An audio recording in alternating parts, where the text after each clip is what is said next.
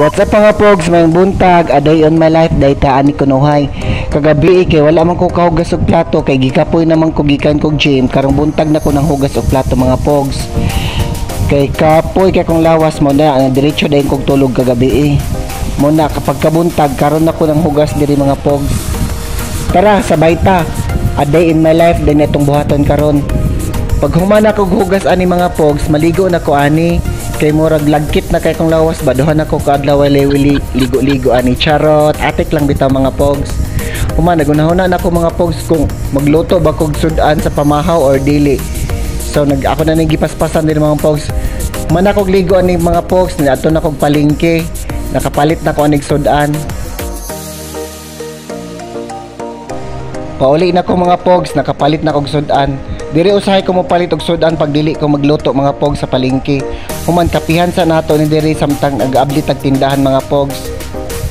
When nagagapi ko naga-cellphone pod ta para lingaw-lingaw ba atong tan-awon kung unsa bay updated sa ato ang mga gipang view. Pero human akong pamahaw ani mga pogs sa kining orasan ni kay alas 9 naman ni. Kamo mga pogs, unsang orasa mo nagapamahaw?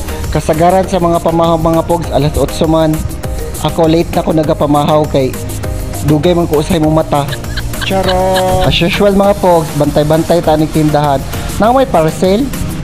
Ay, parcel din sa akong barkada mga pogs. Gibilin niya diri sa ako daw mo ko siyang parcel. So gidawat na lang pud nako mga pogs iyang parcel.